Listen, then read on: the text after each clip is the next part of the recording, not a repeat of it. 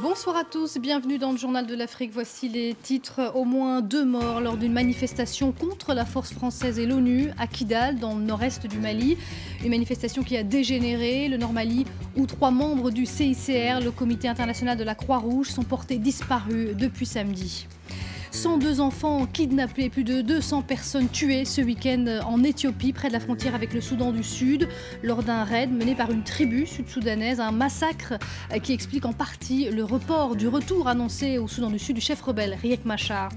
Et puis, nous parlerons également de la situation en Gambie et du régime très critiqué de Yahya Jammeh, le président. L'ONU réclame une enquête après la mort de 3 opposants en prison et l'arrestation de dizaines de membres de l'opposition.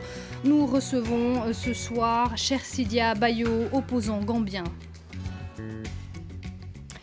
C'est donc un nouvel incident qui illustre les tensions entre les forces étrangères et les populations du nord du Mali. Et c'est une nouvelle fois la ville de Kidal qui est le théâtre de violences. Le bilan est encore provisoire et risque de s'alourdir. Au moins 2 personnes ont été tuées. Les manifestants protestaient contre des arrestations dans le cadre de la lutte contre le terrorisme lorsque la situation a dégénéré. On va en parler tout de suite avec notre correspondant au Mali à Bamako, Serge Daniel.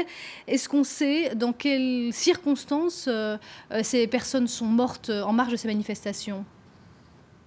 Alors, Pauline, ce qu'il faut savoir, c'est que la manifestation a commencé ce lundi. D'abord, c'est un groupe de femmes qui s'est dirigé vers l'aéroport de Kidal, l'aérodrome plutôt de Kidal. Elles ont été très rapidement rejointes par des jeunes qui étaient en colère, qui criaient, qui scandaient des slogans hostiles d'abord à la MINUSMA, la mission de l'ONU, mais également aux forces françaises Barkhane. Alors, ça rapidement dégénéré puisqu'ils ont mis, la foule a mis le feu à des installations aéroportuaires de la MINUSMA et a apostrophé ensuite les soldats, les casques bleus de la MINUSMA. Il y a eu riposte, on a entendu en tout cas des coups de feu. Alors selon un responsable de la coordination des mouvements de l'Azawad, ce sont les forces bleues, les casques bleus pardon, de l'ONU qui ont donc tiré.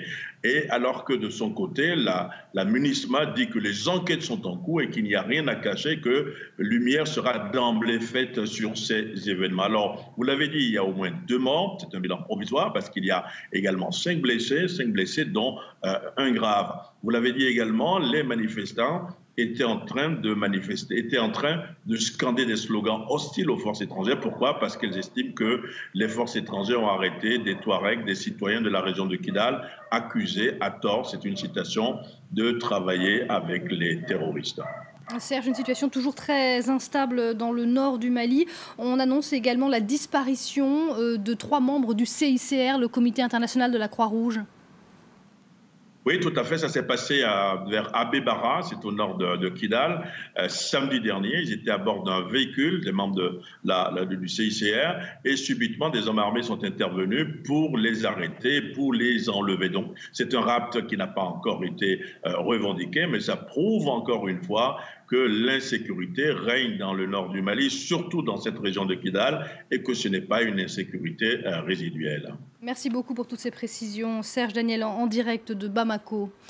Il devait faire son grand retour ce lundi à Djouba, la capitale du Soudan du Sud, pour sceller la réconciliation avec le président Salva Kiir.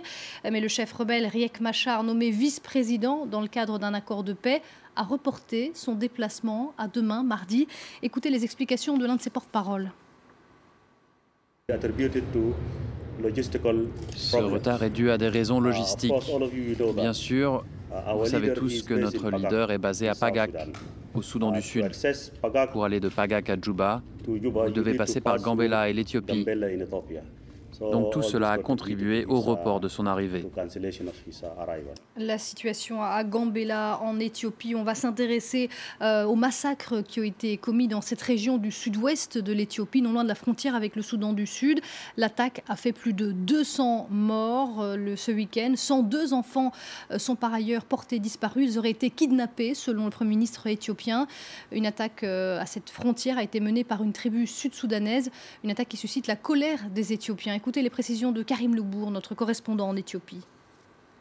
Les médias éthiopiens parlent du massacre de Gambela. Les violences intertribales dans cette région à la frontière du Soudan du Sud, où vivent de nombreux réfugiés sud-soudanais, sont fréquentes, mais ce raid de la tribu Mourlé sur la tribu Nouer est d'une ampleur sans précédent. Le bilan encore provisoire fait état de 200 tués, une centaine d'enfants kidnappés et 2000 têtes de bétail volées. Les autorités éthiopiennes assurent vouloir poursuivre les assaillants jusque sur le territoire du Soudan du Sud s'il le faut pour libérer ces enfants kidnappés. L'armée éthiopienne affirme avoir déjà tué 60 assaillants. Ce raid renforce en tout cas les craintes de l'Éthiopie de voir le conflit au Soudan du Sud déborder sur son propre territoire. Le Premier ministre éthiopien, Haile Mariam Desalegn, assure avoir pris contact avec le gouvernement du Soudan du Sud pour mener des opérations communes contre ce type de raid. C'est un vote très attendu. Il a une nouvelle fois été reporté en Libye. Le Parlement basé à Tobrouk devait voter la confiance au gouvernement d'union qui s'est récemment installé à Tripoli. Mais le vote a été donc reporté. Le gouvernement a quant à lui reçu un nouveau soutien de la diplomatie européenne. Le ministre britannique des Affaires étrangères s'est rendu dans la capitale libyenne où le gouvernement a pris le contrôle de 2 ministères. Et je vous le disais dans les titres, en Gambie, l'ONU appelle à une enquête après la mort en prison de 3 membres de l'opposition. Ban Ki-moon s'est dit consterné par ces décès, mais aussi par les arrestations de dizaines d'opposants au régime alors qu'ils participaient à une manifestation pacifique. C'était jeudi dernier à Banjul, la capitale. On va en parler tout de suite avec notre invité, cher Sidia Bayo. Bonsoir. Bonsoir. Vous êtes vous-même opposant gambien en exil en France. L'ONU réclame une enquête. On sait que l'un des leaders qui est mort en prison, c'est Solo Sandeng, leader du Parti démocratique uni. Quelle est l'identité des 2 autres victimes? Il s'agit de Fatoumata Diawara, qui est une militante du parti principal d'opposition, le Parti de l'Union démocratique, et d'Aliou Cissé. Aliou Cissé est un journaliste indépendant, dont tous les 3 ont été arrêtés suite à une manifestation justement des militants de ce parti UDP. Ce qui s'est passé concrètement, moins de 48 heures avant la fin de la garde à vue légale en Gambie, nous apprenons par source policière que Solo Sandeng a succombé à ses blessures.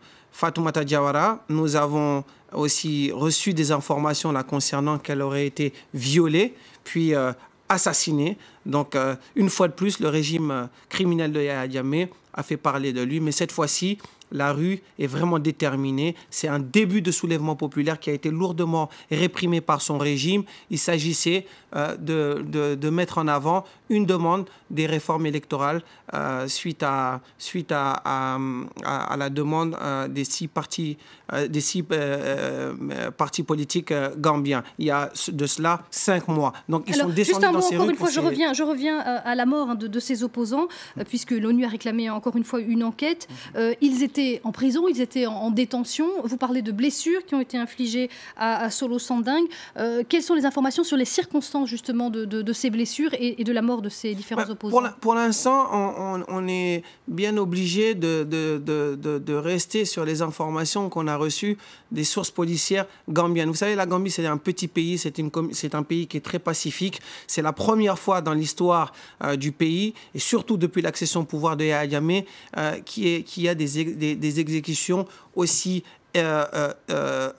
troublante et directe. Vous parlez d'exécution, il faudra évidemment que l'enquête suive son cours. Donc vous le disiez, l'opposition était en train de manifester pour réclamer notamment que la présidentielle se passe dans de bonnes conditions, également la présidentielle qui est prévue le 1er décembre 2016. La demande principale était d'obtenir des réformes électorales avant d'aller à ces élections qui sont prévues pour le 1er décembre 2016, à laquelle je suis moi-même candidat.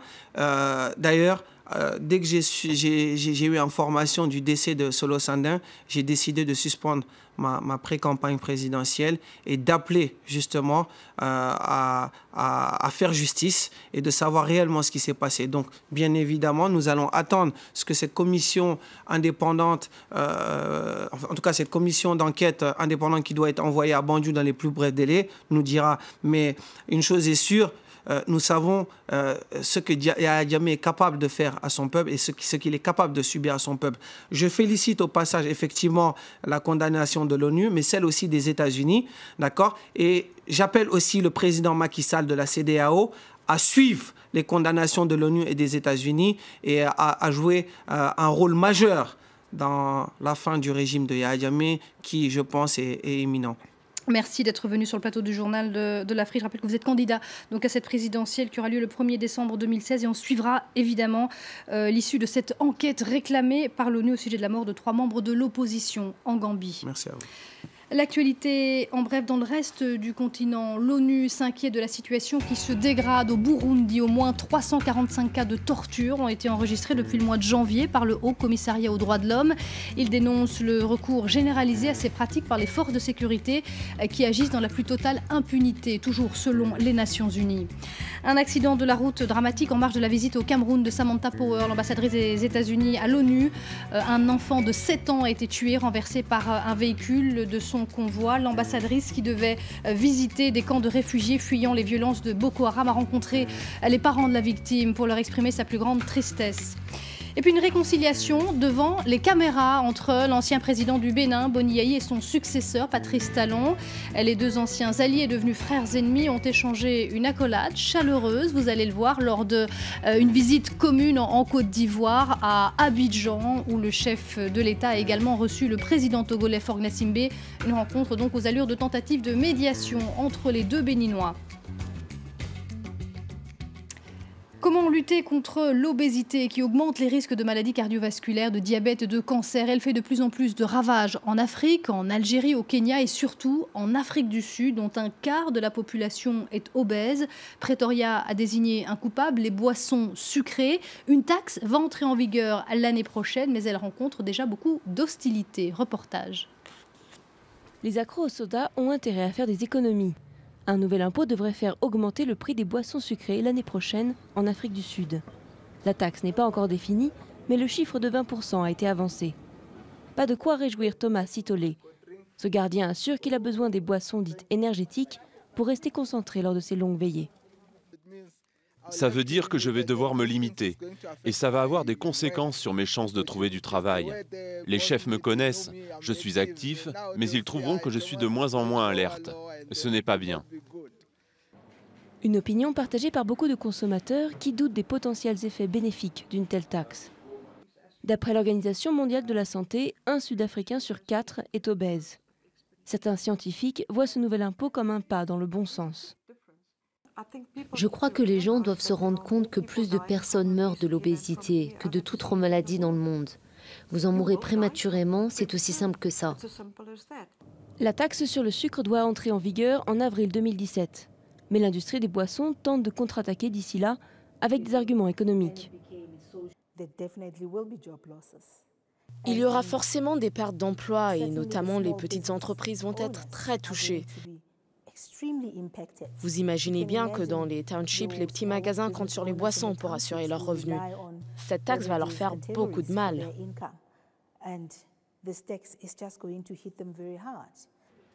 D'autres pays ont recours à des législations similaires. Le Mexique a mis en place son impôt sur les boissons sucrées en 2014 et d'après une étude, leur consommation a baissé de 6% dans l'année. Merci d'avoir suivi le Journal de l'Afrique. C'est la fin de cette édition, mais restez avec nous, l'info continue tout de suite sur France 24.